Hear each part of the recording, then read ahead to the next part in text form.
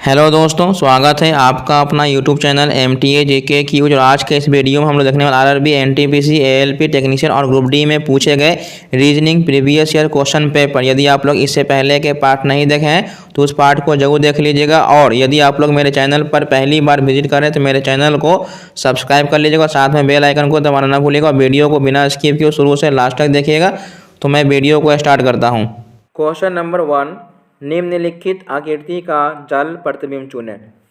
तो जल प्रतिबिंब में क्या होता है कि इसमें प्रतिबिंब ऊपर जो टॉप होता है वो नीचे आ जाती है। जल प्रतिबिंब के नियम यही है कि ऊपर वाली वस्तु नीचे आ जाती है और नीचे वाली वस्तु ऊपर चली जाती है। क्या नहीं इसमें बदलता है, जो दाएं साइड होता है वो दाएं साइड रहेगा और जो बाएं साइड रहता है वो बाएं साइड रहेगा। बस बदलता है ऊपर और नीचे। जैसे ये छोटा सा सर्किल है ऊपर की ओर चला जाएगा और ये बड़ा वाला सर्किल नीचे की ओर चला जाएगा। तो ये बड़ा सर्किल ऊपर के ऊपर है तो ये होगा नहीं, बड़ा सर्किल ये ऊपर के ऊपर है, ये नहीं होगा। अब ये जो बड़ा सर्किल नीचे आएगा तो इसके कहने का मतलब है इसमें नीचे सादा यानी नीचे ब्लैंक है, तो नीचे ब्लैंक है इसका मतलब ये ऊपर चला जाएगा। तो ये नीचे के नीचे ब्लैंक है, ये होगा नहीं, ये ऊपर सही है। ठीक है, तो ऑप्शन नंबर ए इसका सही जवाब है। नेक्स्ट क्वेश्चन नंबर 2, निम्नलिखित चित्र की रचना के लिए आवश्यक न्यूनतम सीधी रेखाओं की संख्या क्या होगी। तो कोई भी चित्र या फिगर बनाने के लिए तुम्हें 3 रेखा की जरूरत होती है। पहला रेखा होती है हॉरिजॉन्टल इस प्रकार से, दूसरा होती है वर्टिकल और तीसरी होती है इंक्लाइंड रेखा जो कि ये तिरछी लाइन इस प्रकार से होता है। यही 3 रेखाओं की सहायता से आप कोई भी फिगर बना सकते हैं। तो पहले हम चेक करेंगे हॉरिजॉन्टल, 1 2 3, ये कितने हैं 3 है। अब चेक करेंगे वर्टिकल, 1 2 3 4 5, यानी वर्टिकल मेरे कितने पास 5 है। अब हम चेक करेंगे तिरछी लाइन, 1 2 3 4 5 6, यानी तिरछी लाइन मेरे पास 6। तो 6 5 11, 11 3 14, यानी टोटल इसमें 14 लाइन है, जो कि ऑप्शन नंबर ए इसका सही जवाब है। नेक्स्ट क्वेश्चन नंबर 3, 4 और 5 बजे के बीच किस समय घड़ी की सुइयां विपरीत दिशाओं की ओर इंगित करेगी। ठीक है, तो यहाँ पर आपको 3-4 कंडीशन पता होना चाहिए कि थीटा का वैल्यू क्या होता है। जब आपको समकोण बोलेगा, ठीक है, समकोण बोलेगा तो थीटा का वैल्यू आपको 90 डिग्री लेना है। जब आपको विपरीत बोलेगा तो आपको थीटा का वैल्यू 180 डिग्री लेना है। जब आपको बोले कि घड़ी एक दूसरे के ऊपर हो जाए या समान हो जाए तो थीटा का वैल्यू 0 लेंगे। यानी पहला कंडीशन में है समकोण और दूसरा कंडीशन में है क्या है मेरा विपरीत है। ठीक है, दूसरा कंडीशन में क्या है विपरीत है। उसके बाद यहाँ पर ही समान बोला जाए या एक दूसरे के ऊपर सुई चढ़ जाता, उसके लिए यही 3 कंडीशन होता। समकोण बोलेगा तो थीटा की जगह 90 डिग्री, विपरीत बोलेगा तो 180 डिग्री, समान बोलेगा ये सुइयां एक दूसरे के ऊपर हो जाएगा तो थीटा का वैल्यू हम 0 लेंगे। ठीक है, अब आपको यहाँ पर एम का वैल्यू निकालना पड़ता है।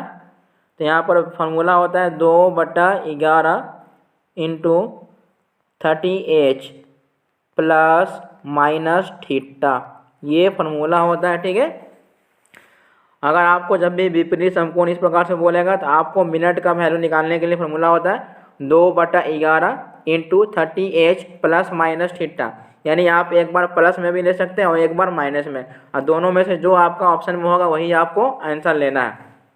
तो ये 2/11 का 11 हो गया, ये 30 और h का पहलू होता है जो पहला होता है यानी गुने 4 प्लस माइनस, यहाँ पर विपरीत बोला है तो थीटा की जगह हम 180 डिग्री लेंगे। ठीक है, उसके बाद ये मेरा 2/11 था, उसके बाद 30 में 4 से गुना करेंगे तो 120 हो जाएगा प्लस माइनस 180 डिग्री। ठीक है, तो ये 2/11 हो जाएगा। अगर हम इसको जोड़ देते हैं, ठीक है, तो 80 20 100 यानी 200 यानी 300 हो जाएगा। ठीक है, 300 में 2 से गुना करेंगे तो 600 हो जाएगा और 600 में अगर हम 11 से डिवाइड दें तो 11 पचे 55, यानी 5 निकलेगा तो 50 हो जाएगा। 11 चौके 44, यहाँ पर 6 और बटा में 11, ठीक है। यानी हमको 54.6/11 आ गया। तो जो भी आपको ऑप्शन मिलेगा हमको ऑप्शन नंबर सी में मिल गया। तो इसमें जो 4 बजे था ना वही 4 खाली इसमें लगा देना, आगे से चिपका देंगे 4:54.6/11 जो कि ऑप्शन नंबर डी इसका सही जवाब है। नेक्स्ट क्वेश्चन नंबर 4, उत्तर चित्रों में से दिए गए समस्या चित्र की पानी में सही छवि का चयन करना है। तो मैंने अभी आपको बताया है कि जब भी आपको जल प्रतिबिंब बोलेगा तो सिर्फ इसमें ऊपर और नीचे बदलता है, दाएं और बाएं नहीं बदलता है, ठीक है। तो ये गोल वाला फिगर नीचे आ जाएगा, बाकी सभी में, ठीक है। अब ये हमारा राइट साइड में है लेकिन ये ऊपर जाएगा, राइट साइड में ऊपर है, ठीक है। ये नीचे से हमको ऊपर जाएगा। अब ये जो सादा है ये ऊपर की ओर जाएगा, लेकिन ये सादा हमारा राइट साइड ही होना चाहिए, ठीक है। किधर होना चाहिए? राइट साइड में ही होना चाहिए। तो ये हमारा ऊपर वाला ये बायां में चल गया है, ये नीचे के नीचे है, ये भी ये बाएं साइड में चला गया, ये नहीं होगा। ये वाला हमारा बिल्कुल सही है, जो कि ऑप्शन नंबर ए इसका सही जवाब है। तो मैं उम्मीद करता हूँ आप लोग अच्छे तरीके से समझ गए होंगे। मैं आप लोगों से एक रिक्वेस्ट करना चाहता हूँ कि यदि आप लोग मेरे चैनल पर नए हैं तो चैनल को सब्सक्राइब कर लीजिएगा और साथ में बेल आइकन को दबाना न भूलिएगा। वीडियो को बिना स्किप किए शुरू से लास्ट तक देखिएगा। नेक्स्ट क्वेश्चन नंबर 5, 4:15 PM बजे और 5 बजे के बीच किस समान घड़ी की सुइयां समकोण बनाएगी। तभी मैंने आपको बताया है कि जब समकोण बोलेगा तो थीटा का वैल्यू 90 डिग्री, जब विपरीत बोलेगा तो 180 डिग्री, और जब एक दूसरे सुइयां जो होती है एक दूसरे के ऊपर हो जाती है तो थीटा का वैल्यू 0। ये होता है मेरा समकोण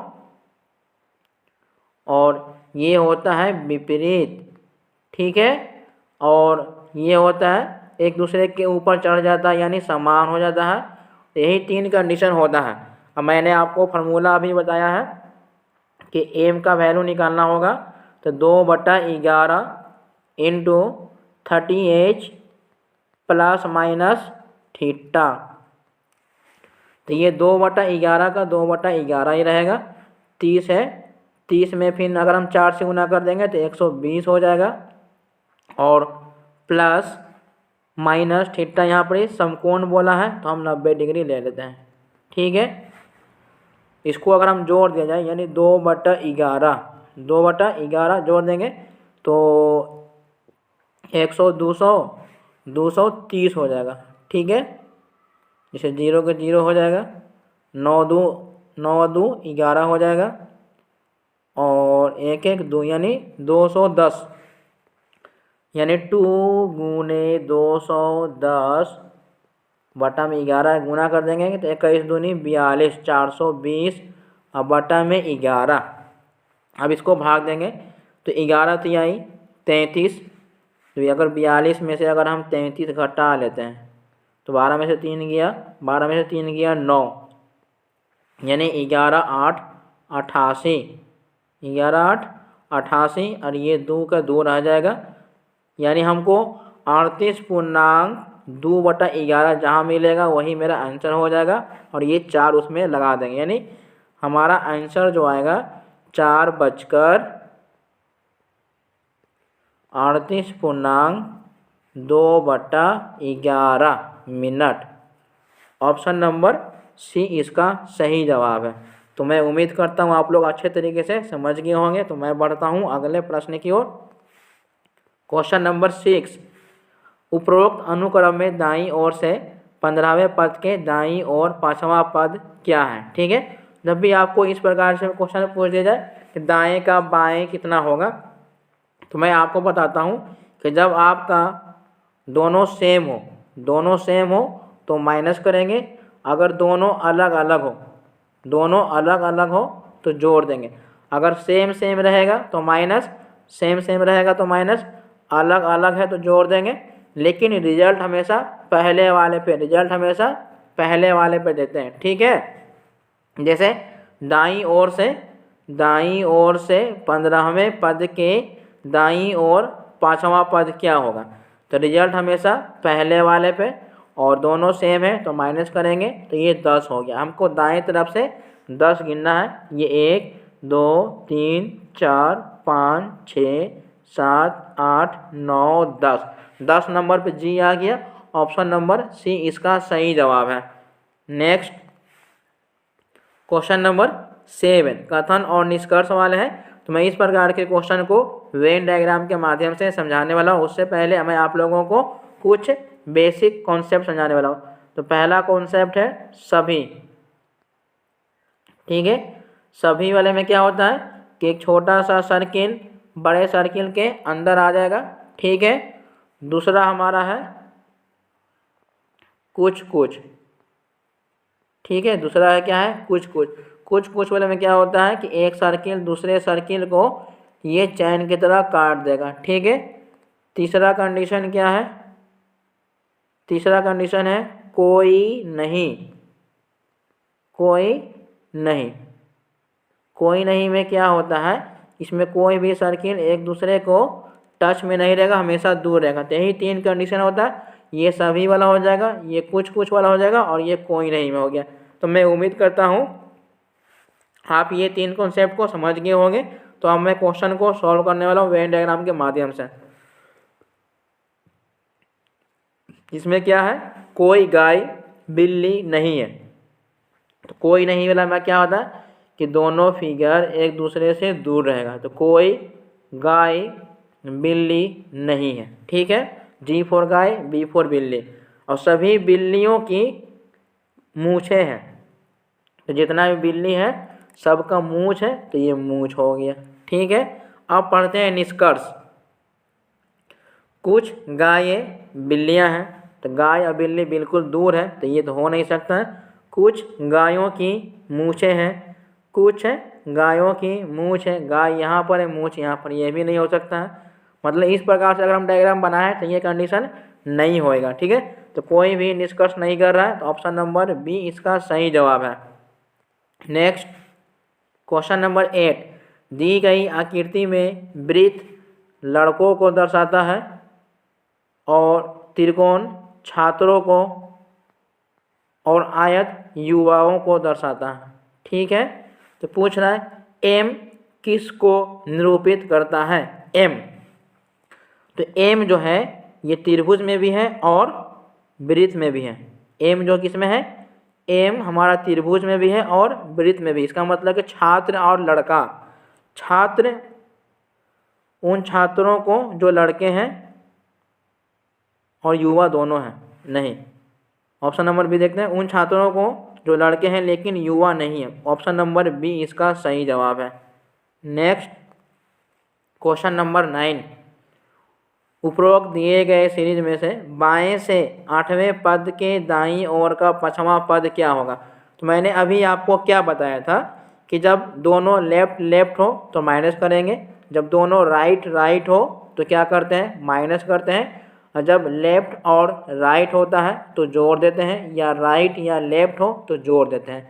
कहने का मतलब दोनों सेम है तो माइनस करेंगे, दोनों डिफरेंट यानी अलग अलग है तो जोड़ देंगे, और रिजल्ट हमेशा पहले वाले पे देते हैं। रिजल्ट हमेशा पहले वाले पे देते हैं।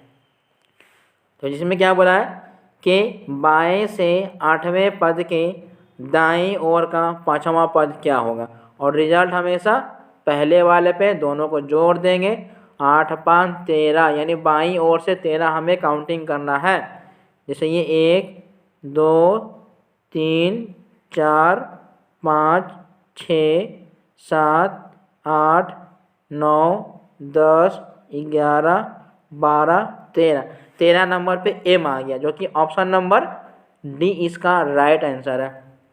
नेक्स्ट क्वेश्चन नंबर 10, कौन सा वेन आरेख निम्न के बीच के संबंध को ठीक तरह से व्यक्त करता है। ठीक है, जैसे ये अंग्रेजी है, चीनी है, फ्रेंच है। अंग्रेजी भी एक भाषा है, चीनी भी एक भाषा और फ्रेंच भी एक भाषा है, लेकिन तीनों के तीनों भाषा अलग अलग है। मतलब तीनों में से किसी का कोई संबंध नहीं है, जो कि ऑप्शन नंबर ए सही हो जाए, क्योंकि तीनों अलग होना चाहिए। तो ऑप्शन नंबर ए इसका सही जवाब है। तो मैं उम्मीद करता हूँ आप समझ गए होंगे। तो मैं बढ़ता हूँ अगले प्रश्न की ओर। क्वेश्चन नंबर 11, निम्न में से सर्वाधिक उपयुक्त वेन आरेख को चुनिए। विज्ञान, भौतिक विज्ञान, जीव विज्ञान। अब देखिए, ये तो पूरा का पूरा विज्ञान हो गया।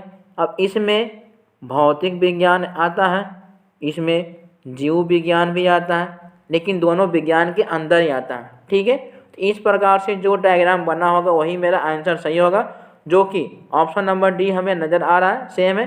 तो ऑप्शन नंबर डी इसका राइट आंसर है। नेक्स्ट क्वेश्चन नंबर 12, यदि प्लस का मतलब माइनस है, माइनस का गुना है, भागा का प्लस है और गुना का भागा है। जैसे ये 9, माइनस का मतलब क्या है, माइनस का गुना है और प्लस का माइनस है और गुना का डिवाइड है और डिवाइड का जोड़ है। तो ये गुना करेंगे तो 9 चौके 36 हो जाएगा, माइनस अगर इसमें डिवाइड करेंगे तो ये 2 हो जाएगा और प्लस 6 हो जाएगा। तो अगर 6 में से 2 घटा देंगे तो 4 और 36 4 40 हो जाएगा। कितना आएगा, 40 आ जाएगा, जो कि ऑप्शन नंबर बी इसका सही जवाब है। नेक्स्ट क्वेश्चन नंबर 13, विमल मिक्का का पुत्र है और नीना मिलन की पुत्री है। मिलन मिक्का की बहन है, विमल की मिलन कौन है। अब ये आपका ब्लड रिलेशन वाले क्वेश्चन है, तो इसमें आपको कुछ कॉन्सेप्ट मालूम होना चाहिए। ये तुम्हारा जो ये जैसे में ये तुम हो, ठीक है। अब इसके ऊपर जाएगा तो ये उसके ऊपर आपके फादर मदर ये आ जाएंगे, चाचा चाची बुआ ये सब आ जाएंगे, ठीक है। और इसके ऊपर ये पहला जनरेशन आपका हो गया। ये अगर सेकेंड जनरेशन में जाते हैं तो ये आपके माता पिता आ जाएंगे। अगर आपके ऊपर माता पिता के ऊपर जाएंगे यानी थर्ड जनरेशन में तो दादा दादी नाना नानी ये आएंगे। अगर आपके नीचे जाता है, आपके नीचे, तो यहाँ पर आपका बेटा बेटी, ठीक है, पोता पोती ये होता है। तो मैं उम्मीद करता हूँ यहाँ तक आप समझ गए होंगे। तो ब्लड रिलेशन जब भी बनाते हैं वो हमेशा अपने आप पर काउंटिंग करिएगा तभी बनेगा। जैसे आपके ऊपर माता पिता, उसके ऊपर दादा दादी नानी, आपके नीचे बेटा बेटी।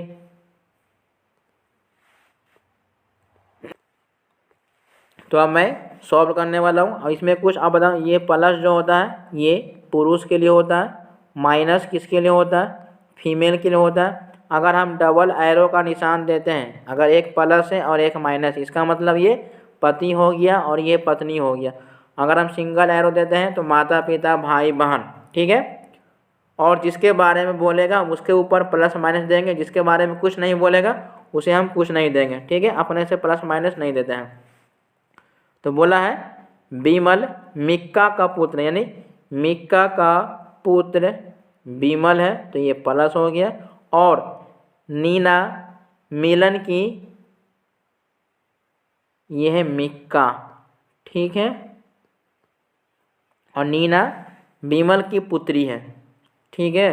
आगे मिलन मिक्का की बहन है, यानी मिलन यहाँ पर हो जाएगा, ये मिलन है और ये मिक्का की बहन है। और नीना मिलन की पुत्री है, यानी नीना है, ये माइनस हो जाएगा। आगे पूछ रहा है विमल की मिलन कौन है, यानी ये विमल है और विमल की मिलन कौन होगा, कौन होगा बताइए।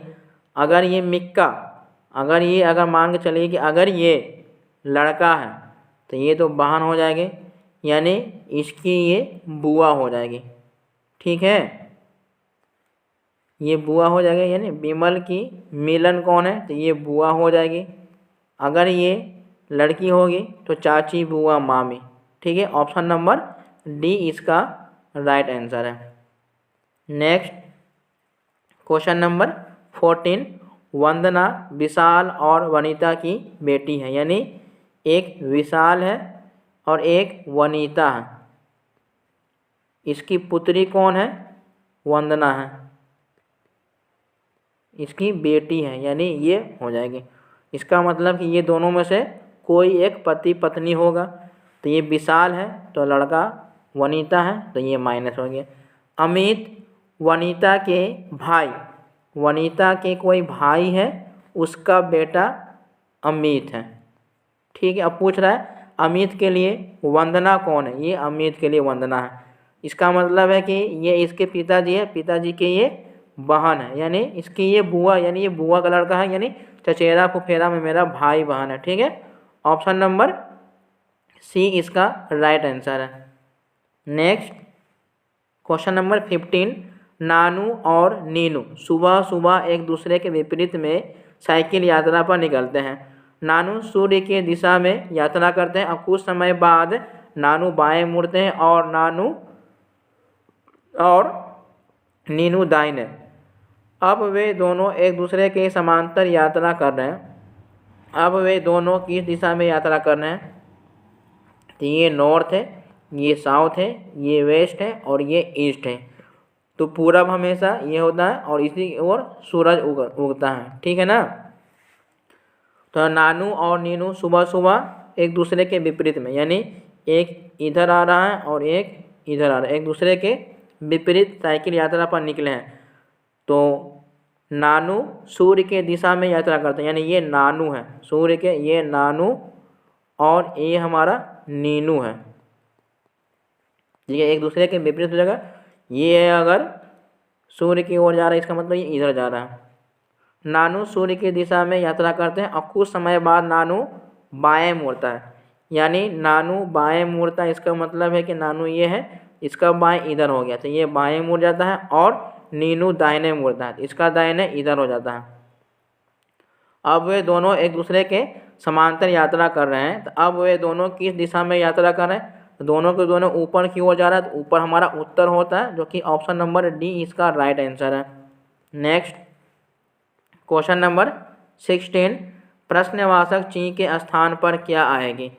अब ये जब भी आपको लुप्त संख्या वाले बताना होगा तो आप पहले देखिएगा, एक बार हॉरिजॉन्टल चेक करेंगे और एक बार वर्टिकल चेक करेंगे।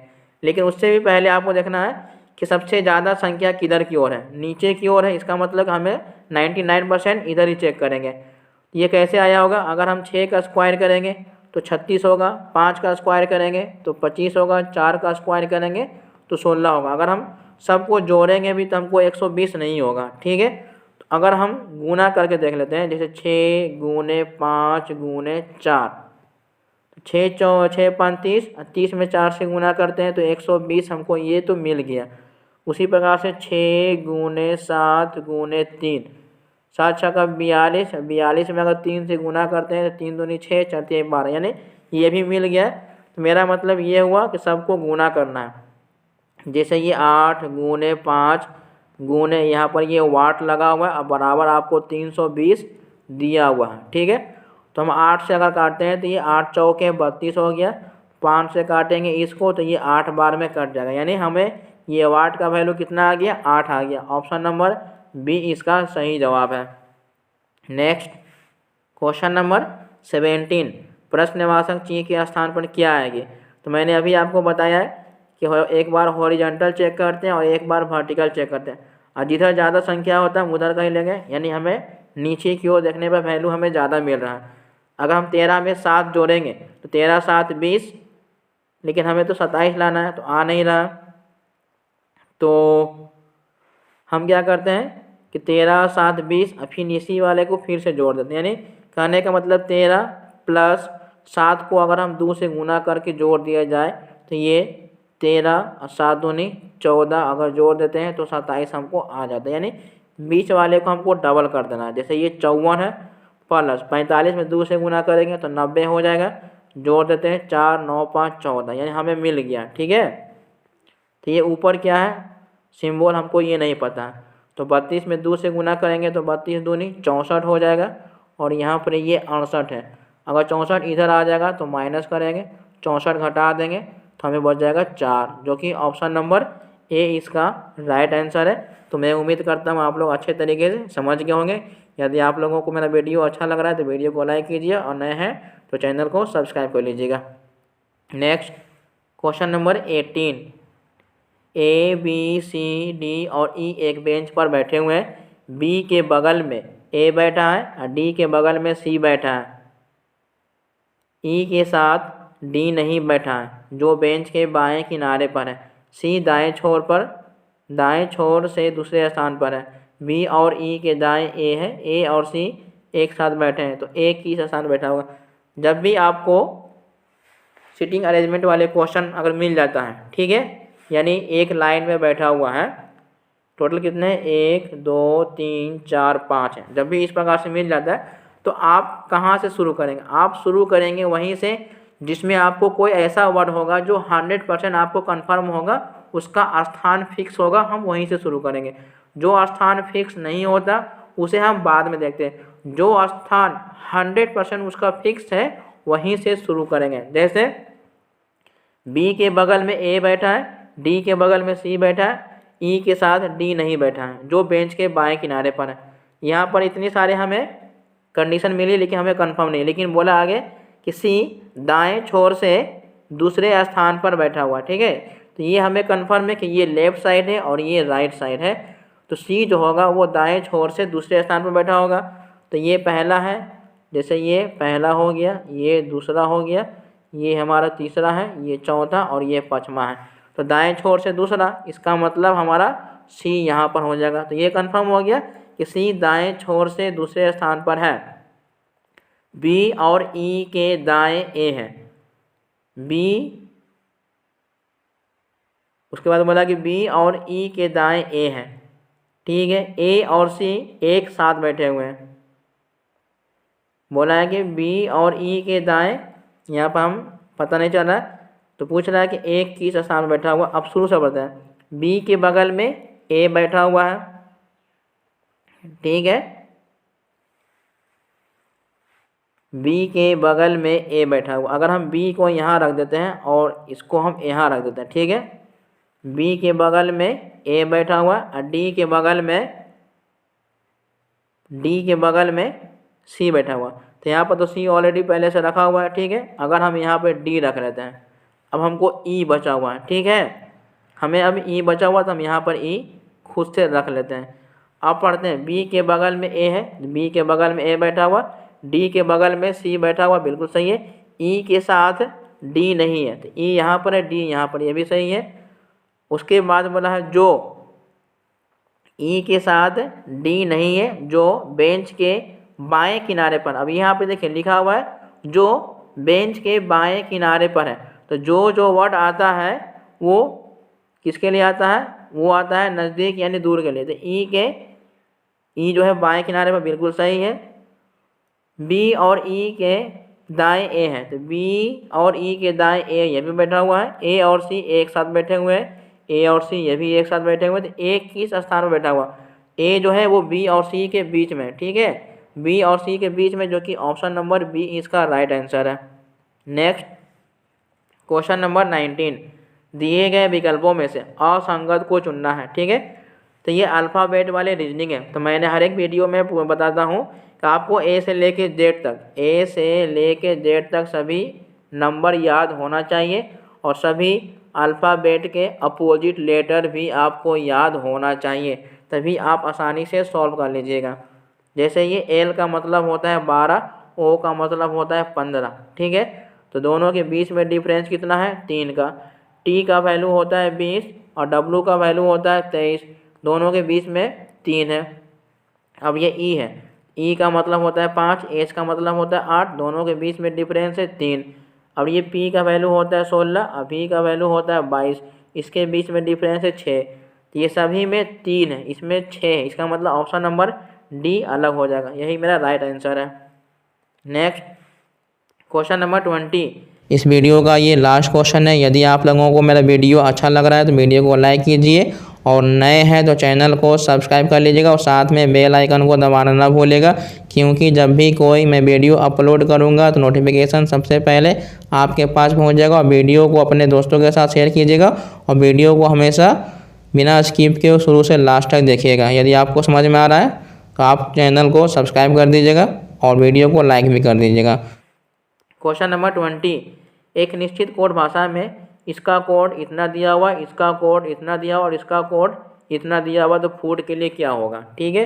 जब भी इस प्रकार से क्वेश्चन अगर आपको एग्जाम में मिल जाता है तो आपको क्या करना है, इसमें लाइन गिनना। ये हमारा पहली लाइन है, ये दूसरी लाइन है और ये तीसरी लाइन है, यानी टोटल इसमें 3 लाइन दिया हुआ है। ठीक है,